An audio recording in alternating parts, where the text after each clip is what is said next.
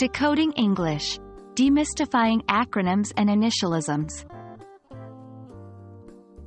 Hello everyone, and welcome to another episode of our English language learning series. Today, we are going to delve into an interesting aspect of English language, acronyms and initialisms. We will be exploring common examples, how to identify them, and crucially, how to use capitalization correctly when using them. Before we dive into examples, it's essential to understand what acronyms and initialisms are. Acronyms are abbreviations formed from the initial letters of other words and pronounced as a word. For example, NASA, National Aeronautics and Space Administration. On the other hand, initialisms are also abbreviations formed from initial letters, but each letter is pronounced separately. An example of this would be FBI, Federal Bureau of Investigation.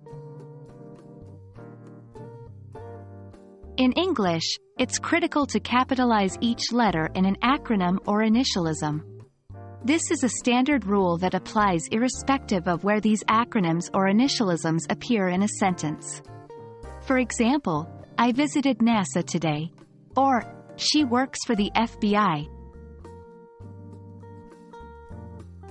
Now, let's look at some examples.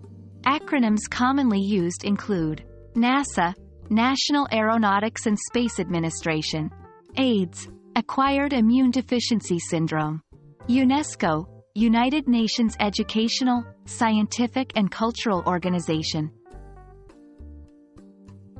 Initialisms you'll often come across are FBI, Federal Bureau of Investigation; BBC, British Broadcasting Corporation; IQ, Intelligence Quotient. Let's put our knowledge to the test with a few exercises. 1. Identify whether these are acronyms or initialisms. AIDS, BBC, UNESCO. 2. Capitalize the initialisms or acronyms in these sentences. 3. My IQ is above average.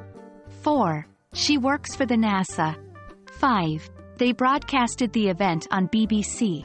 Write your answers in the comments below, and we'll review them in the next video.